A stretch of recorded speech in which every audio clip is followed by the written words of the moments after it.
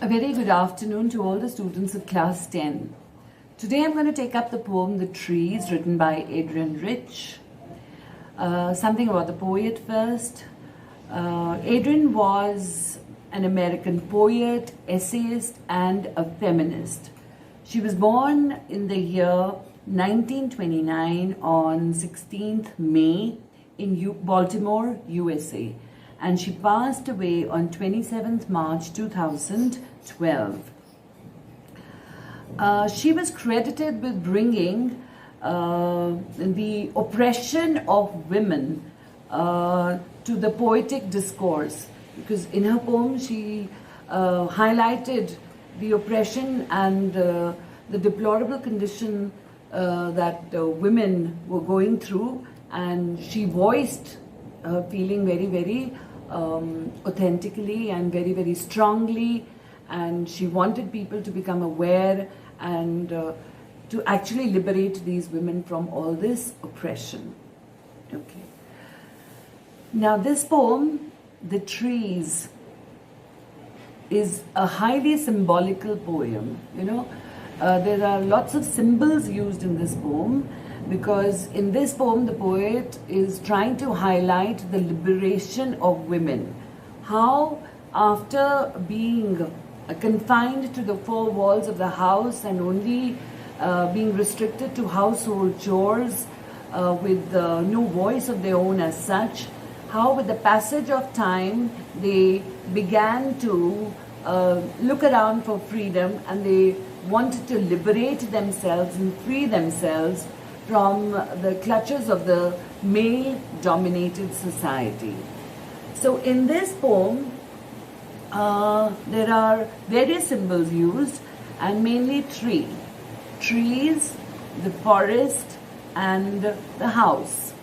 Now, the trees in this poem symbolize women, and the forest in the poem symbolizes men. And the house symbolizes society in a broader way, society where men and women should be living together. They should be, because they complement each other. We're not talking about any kind of superiority or inferiority, but that's the way it should be, that men and women, they complement each other. But in the poem and in the old days, if we go back to old times, we all know about a male-dominated world that suppressed women. Women were confined to the four walls of the house and only to household chores. Their opinion was not sought. They were not asked what they want, or they were not asked to come out. They were not allowed to walk shoulder to shoulder with men as it is today. So this poetry dates back to old times when women were suppressed and they were an object of suppression and subjugation by the male-dominated society. So if you read the poem as such, it sounds a little, you can't understand it so easily. But if in place of these words you put, like in the place of trees, you put the word women, in place of forest you use the word men, then it becomes easier to understand, because they have been symbolized.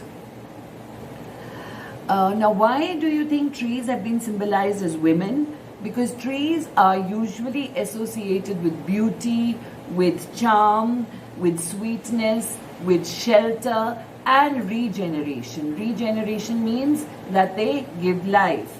So women also have all these traits, and all these qualities are true of women also.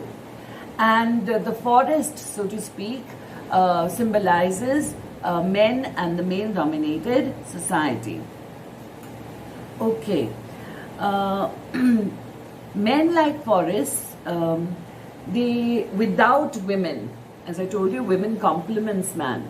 So without the presence of women, this forest or these men, there is lack of order and maybe a little bit of chaos, and they're a little rugged, they're a little rough, and not very warm in their attitude or in their dealing.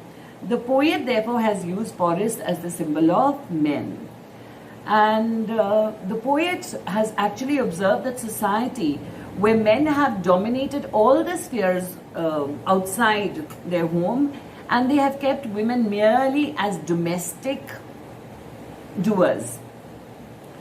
And she compares this world of men, which is without trees, because these men, they have segregated, they've compartmentalized. This is a male world and this is a female world. So that kind of a forest where females are not there, that means a treeless forest, so to speak, where women are not there. There is lack of beauty, there is lack of grace, there is lack of music, there is lack of gentleness, kindness. So the forest is basically dark and dull without the presence of women.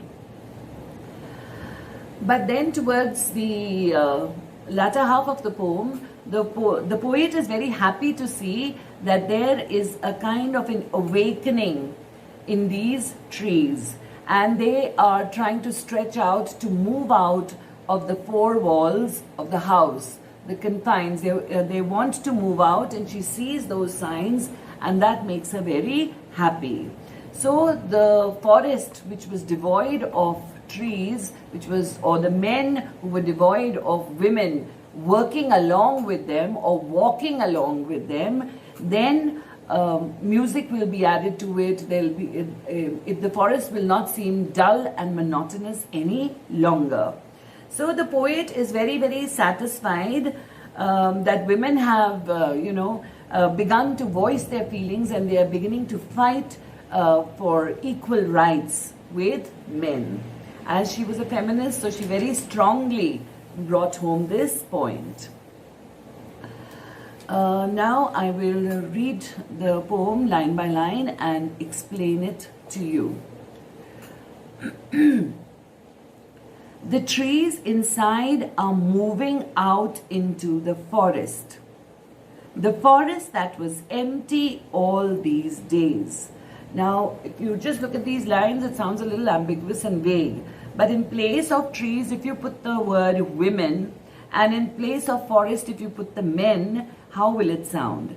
The women inside, they are moving out into the forest. The women inside are moving out into the world of men.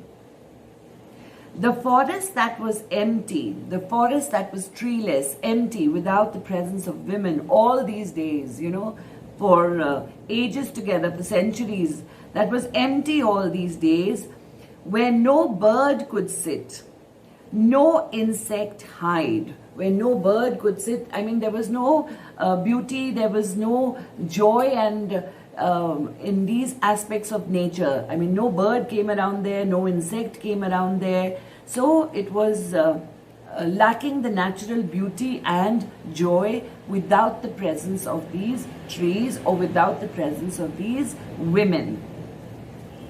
Where no bird could sit, take shelter. You know how birds build nests in trees, and they, sit there, and their family survives in that tree, and insects come and hide over there. They take shelter over there. They camouflage themselves, okay? So no insects hide.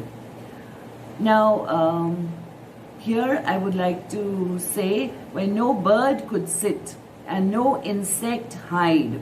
Now, this is personification. Personification, because human traits are given to them. Insects hiding and birds sitting. Okay, so have you understood these 4 lines? That the women inside the house, they are moving out into the world of men, and this world of men, or the forest that had been empty all these days. And why it had been empty? Because the women were not there. So as a result, when there were no trees, no women, no trees, no birds would come and sit and perch themselves there, and no insect would come and hide there. No sun bury its feet in shadow. The sun, no sun could bury its feet in shadow. This means that there were, the rays of the sun, when they reached the ground, they could not bury their feet because there were no trees there. So to obstruct the rays of the sun, or to create a shade, or to create a shadow, as the poet wants. So the sun rays could not penetrate or bury its feet in shadow because there were no trees there. So there was, the sun here has been personified again, burying its feet. The sun doesn't have feet, but it pertains to the rays of the sun that are falling on on this forest, which are treeless. So because they are treeless, there is no shade, there is no shadow, so the sun rays cannot reach or penetrate or bury its feet. The forest that was empty all these nights will be full of trees by morning. So the forest that had been devoid of these women, or the forest that was treeless, now it will have women, and it will be full of trees by morning. Now here we see night terms darkness. Okay, night means darkness. So after a very long period of darkness, women are now moving out of the confines of the four walls of the house, and they are going towards the forest, or towards the world of the men. And after this dark night, there will be a pleasant, hopeful, beautiful, warm morning. Okay, so the contrast night and morning. After a dark night, there will be a bright morning, a morning which will have a lot of beauty, which will have a lot of warmth, and it will be a beautiful forest. Okay. So have you understood that the male world, it was devoid of beauty, gentleness, grace, music, and it was basically a dark and a dull world without the presence of women. So by morning, so a ray of hope, a bright beginning, a new beginning, that all by the end of the night and the beginning of the morning, these women will have reached, or these trees will have reached the forest, or women will have come into the world of men. Okay. Now there are two lines here. No insect hide, no sun bury its feet. Now these two lines are consecutively a repetition of the words no and no. So this figure of speech is anaphora. A-N-A-P-H-O-R-A, anaphora. Consecutively when a word is repeated in two lines. Okay. Now, the trees that were inside, they have started moving out into the forest. Women who used to be confined to their homes, they have now begun to move into the outside world that had so far been dominated by men only. It was like a forest that had been empty all these days. There were no trees where birds could sit, or insects could hide or take shelter or camouflage, and there was no sun that could cast its lovely shadows beneath the tree. The forest was absolutely empty during all those dark nights. But now it will soon be morning, and the forest will become full of trees. In other words, women will make their presence felt in the world of men.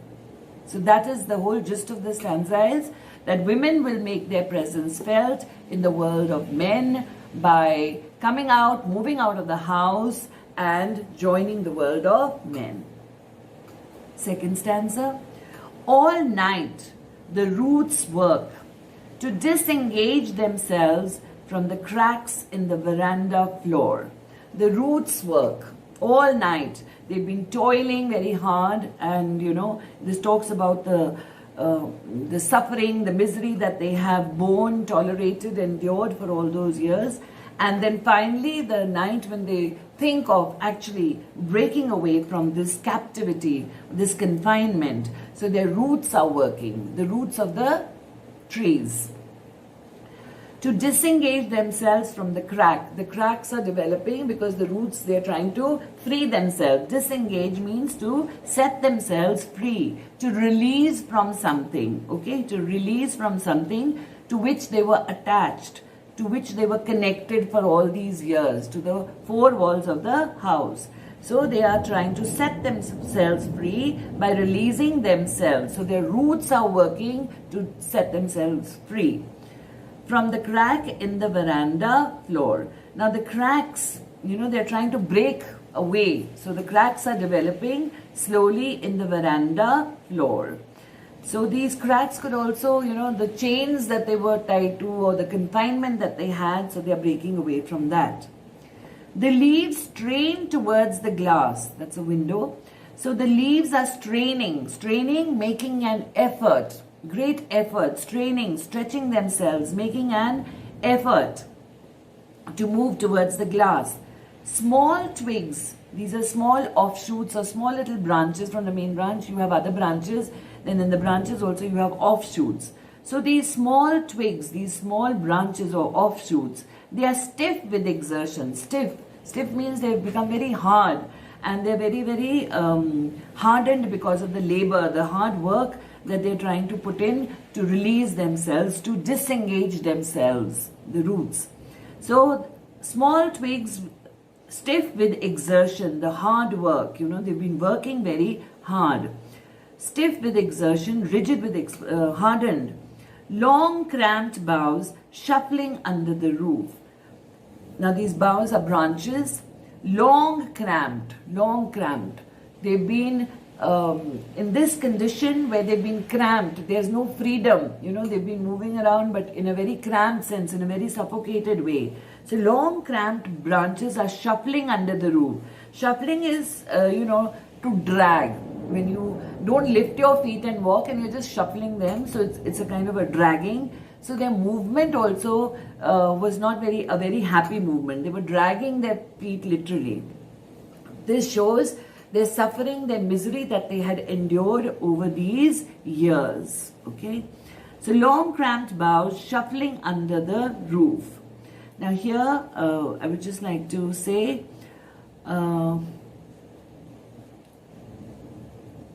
small twigs stiff with exertion. That's a personification, please. And then long cramped boughs or branches shuffling is again a personification. Next line. Like newly discharged patients, half dazed, moving to the clinic doors. Now these women who are coming out, or these trees that are coming out, now they have been in this kind of so-called captivity, we say, not captivity exactly, but burdened within the four walls of the house. Now they are like those newly discharged patients, eager to move out. When anybody is in hospital, it's really very tedious to spend time in the hospital. So you're very eager to move out quickly and, go back home.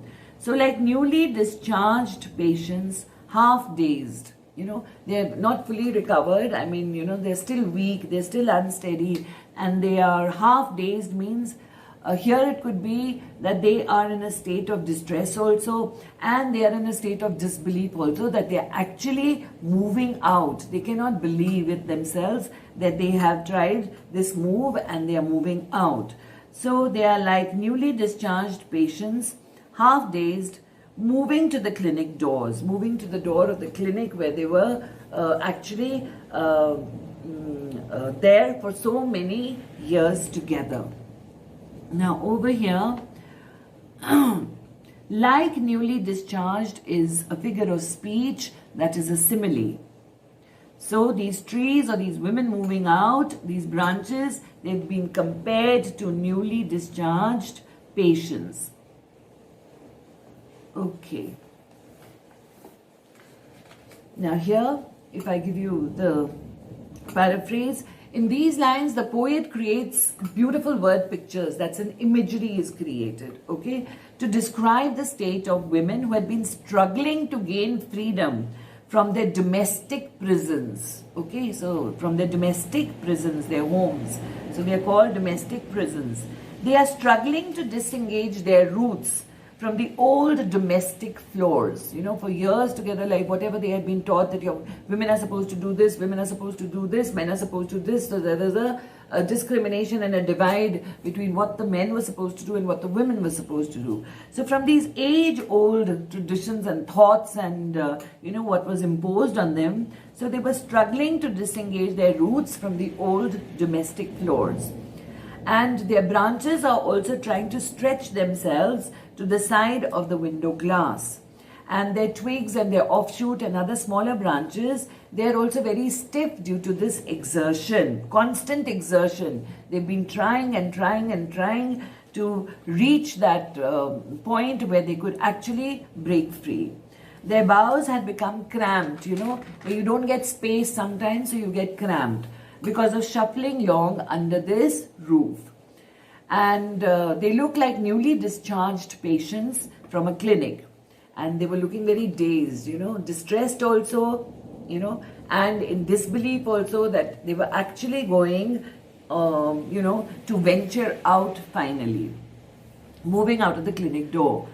So imagery, a very strong imagery has been created to describe the state and the struggle of women for their liberty, for their freedom. Okay, we move on to stanza 3. I sit inside, doors open to the veranda, writing long letters, in which I scarcely mention the departure of the forest from the house. Now this poet, she's sitting inside and she is a crusader. She's fighting for a social cause. So anybody who fights for a noble cause, is considered to be a crusader. So the crusade, the fight for the social cause against the oppression of women. So through her writings, what is her contribution? How does she contribute towards the liberation of women? That is through her writings. Okay, so she's writing long letters, and through her writing she's able to tell the world around to change their mind, to change their opinion.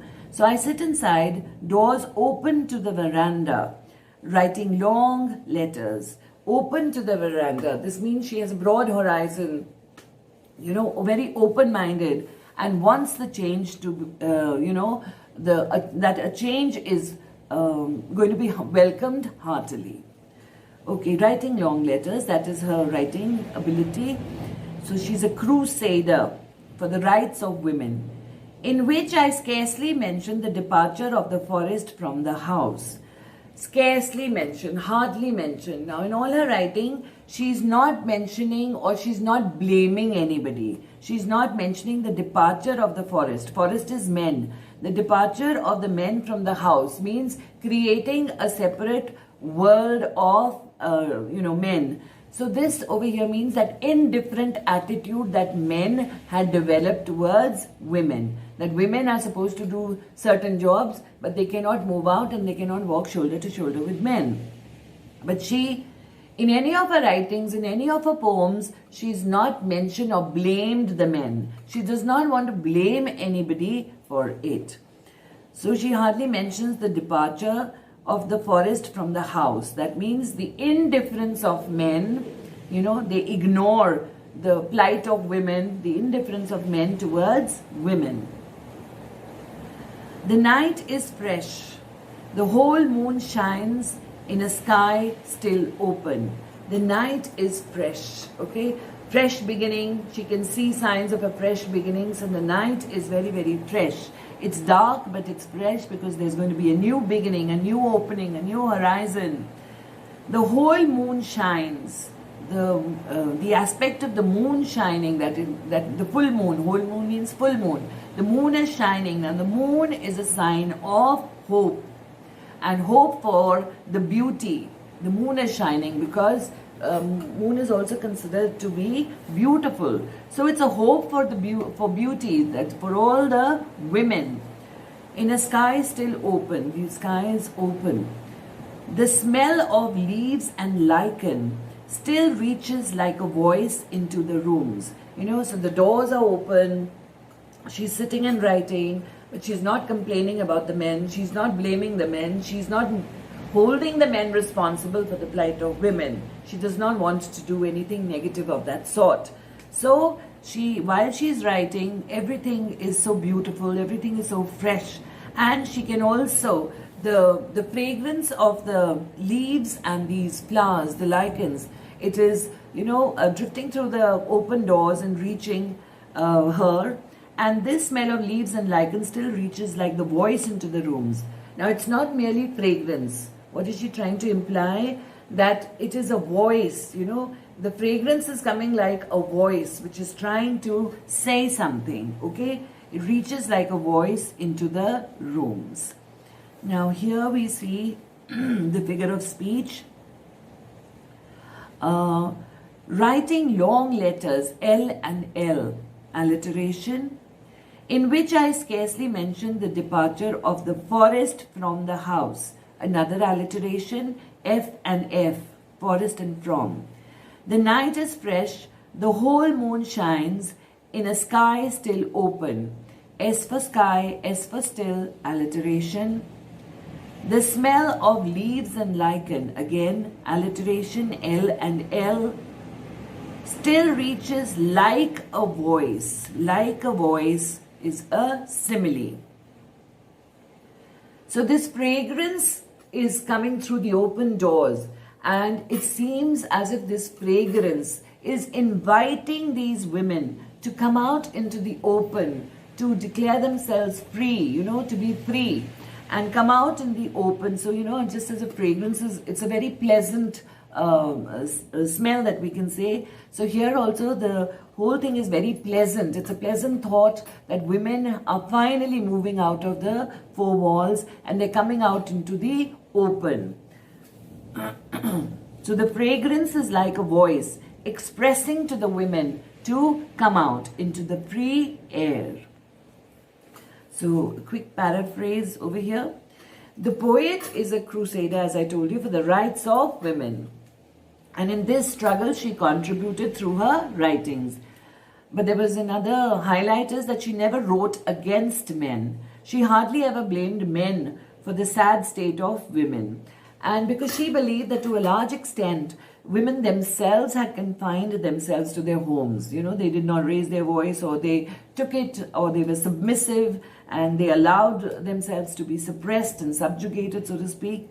But now the night was going to end. Night, that dark period, that gloomy period, the period of struggle, everything was going to end now, okay? So the dark night was going to end. It was no longer dark. Why? What tells us? Because the moon was shining in the open sky. In the vast sky, the moon could be seen shining, which was a sign of hope.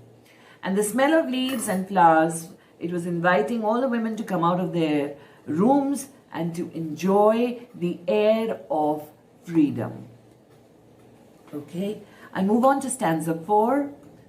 My head is full of whispers, which tomorrow will be silent.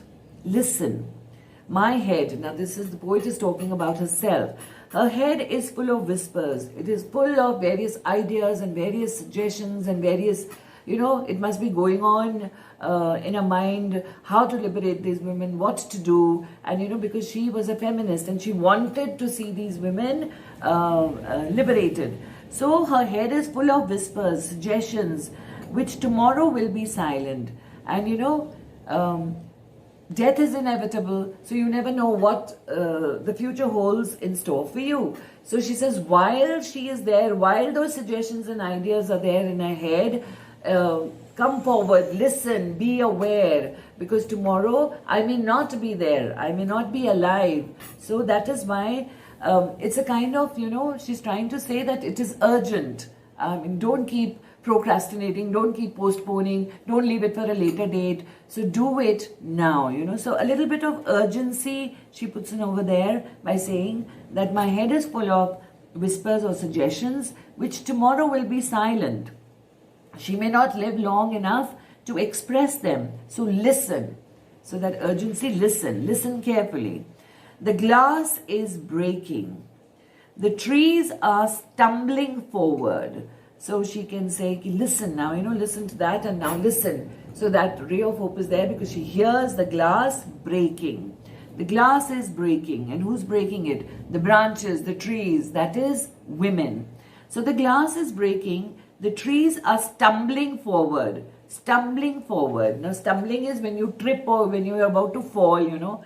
So they're stumbling forward. This is a figure of speech, that is personification. Because it's a human trait while walking. Sometimes maybe there's a stone in the way or there's something uneven and you tend to stumble. So here also the trees, the women are stumbling forward, you know. They are trying to come out, you know. So, and it's not a very easy walk for them, you know. So stumbling pertains to the difficulty in making this choice or in making this decision. So it's not an easy walk. It's like stumbling forward, unsteady on their feet. Into the night, to come out into the night. Winds rush to meet them.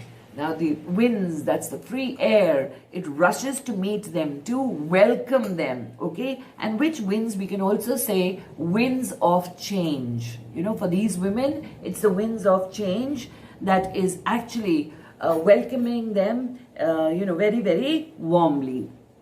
Winds rush to meet them. The moon is broken like a mirror. Its pieces flash now in the crown of the tallest oak. Now the moon is broken like a mirror. Like a mirror, so it's a simile. The moon has been compared to a mirror. And what do you think a mirror is a symbol of? A mirror is, it gives you a reflection. So a mirror is a symbol of self. When you see yourself in the mirror, it's your true self, you know. So it is a sign of your self. Winds rush to meet them. The moon is broken like a mirror. It's a symbol of self, a reflection, and it's also a simile. And its pieces flash now in the crown of the tallest oak. Now there is a tall oak. An oak is supposed to be a mighty, strong, huge tree. And, you know, and it's very, very, you know, tall, very, very high and very tall. Now, the moon through the branches, you know, the reflection is falling on the topmost parts of the branches of the oak tree. And it seems, the moon seems to be broken like a mirror because you can see the flashes, you know, from the little opening or space that is there in the branches. So it appeared to be like flashes, you know, now in the crown of the tallest oak. Crown is the topmost part, the peak, the part of the topmost part of the tree, the oak tree. So beautiful imagery has been created here. Imagery, as I told you, it is a picture of words. The poet uses such words that a picture comes before you, you know, you can actually imagine it. Okay.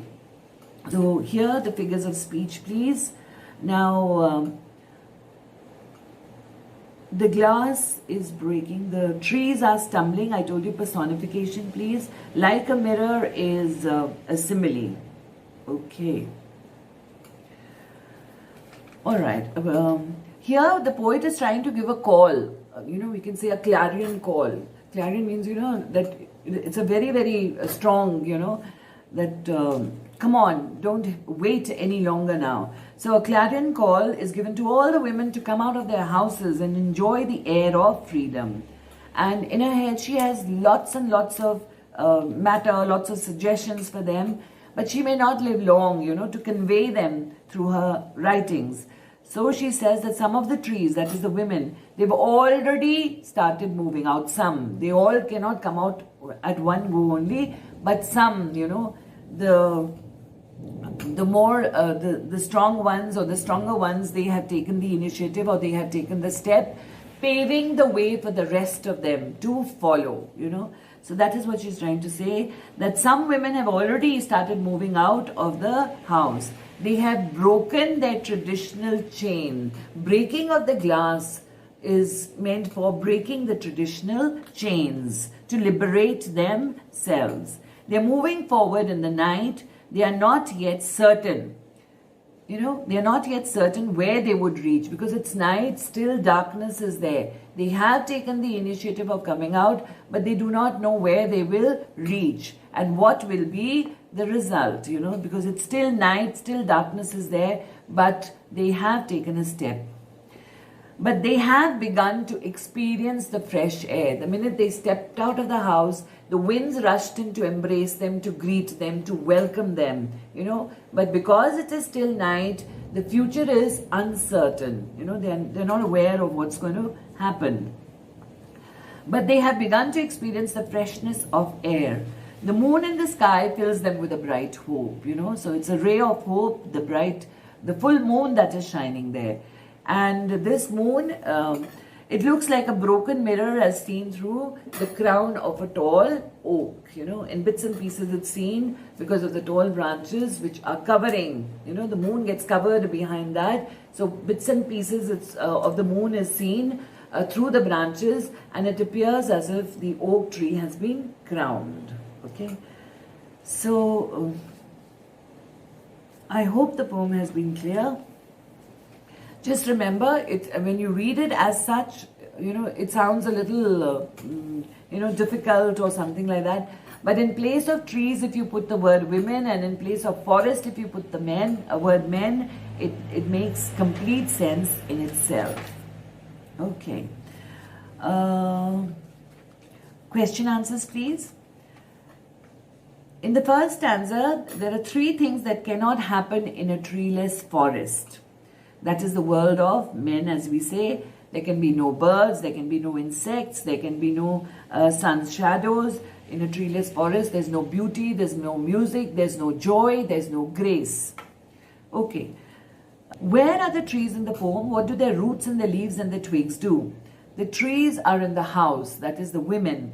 Their roots, they try to disengage themselves. Now, disengage, as I told you in the beginning, please remember, disengage means to break away from something that you are connected to or attached to. So naturally, a woman is really attached to her house because, it was actually that a house or a home is a woman's domain. So they were connected to the house very, very strongly. And to disengage yourself, or for a woman, it's very, very difficult to disengage herself from her, the surroundings that she has created for herself.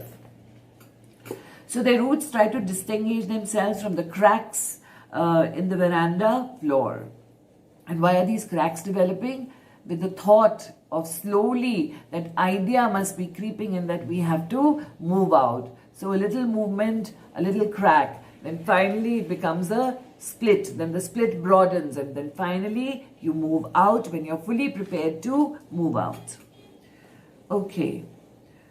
Their leaves and their branches and their offshoots, their twigs and everything, they're straining, they're stretching, they're making a desperate effort to reach out towards the opening, to break open.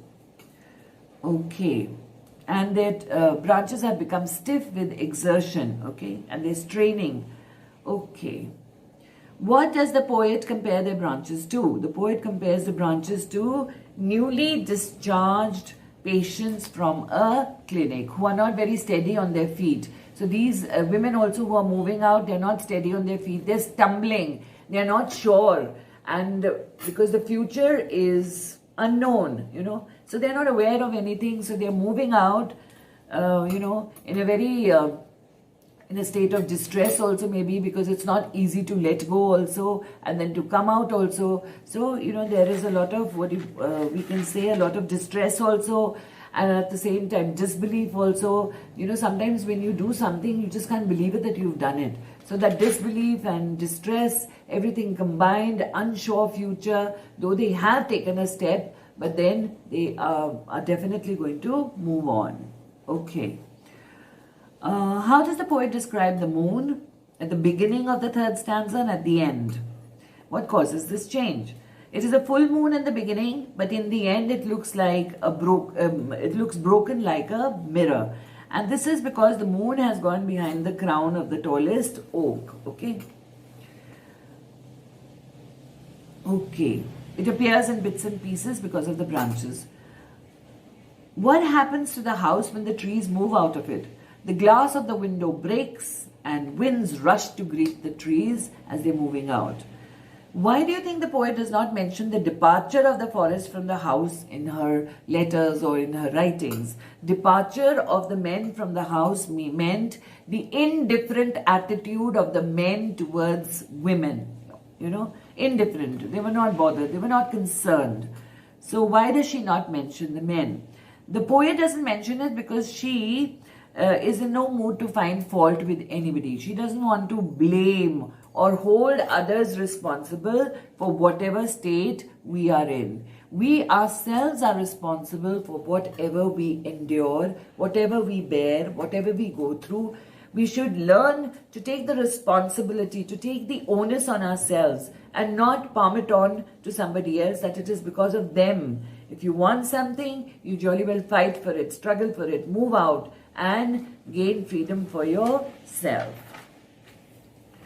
Okay, now very briefly, the theme of the poem, it's a deeply symbolical poem, as I told you. In this, the poet expresses her satisfaction to see that women have begun to move out of the four walls of their house or the confines. They have now begun to take part in a world of men, and thus they have made this world more beautiful and musical, more graceful. There's everything happening. So this talks about the liberation of women, because she herself was a feminist and she's glad that women have taken the initiative. What is the house in the poem? The tree is a symbol of. The house has been used as a symbol of family life, or society, as we say. The tree and the house are a symbol of women who have been confined to the house only. They've been compartmentalized. This is a woman's world and this is a man's world. So the treeless forest away from the house is a symbol of the world of men where there have been no women so far. But now we can see in every walk of life, women are moving along with men. What does the poet mean when she says the trees inside are moving out into the forest? Now the trees are a symbol of women and the forest is a symbol of the world of men who had dominated so far. But then towards the end, it is very heartening for the poet to see that the women are finally beginning to move out into the forest or into the world of men. And they are, fighting for equal rights.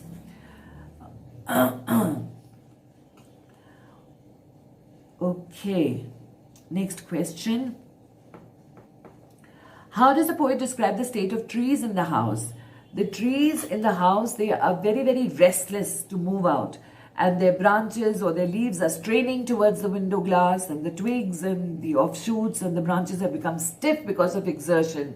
They're actually, working very hard. They are psyching themselves into it. So it's basically not so much of physical, exertion, but more of mental exertion for women to make up their mind, to develop that psyche that yes, they want to be liberated and they have to move out, So you have to actually psych yourself into taking such a major step. So a lot of exertion, a lot of struggle is there. Should I not? Should I not? That kind of a thing. Okay.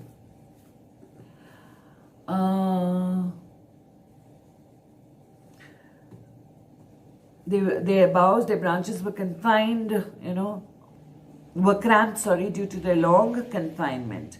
And they're shuffling restlessly under the roof, Thus the poet symbolically describes the state of women about their, mental state, their physical state, their emotional state. All these, make up, because naturally when you're confined to the four walls of the house and the men are indifferent towards you, you feel, that you don't have any self-respect, you don't have your dignity, and the male world, is very, very, indifferent towards you. So it is all very humiliating and something that in what way are we less and why are we treated like this? So all these things, there's a lot of, turmoil for the trees or for the women inside the house. So it is both physical, it is mental, it is emotional, and also spiritual. Okay. Why does the poet compare the branches with the patients? The branches have been used as a symbol of women who are confined to their domestic prisons, but now they are struggling to breathe the outside air.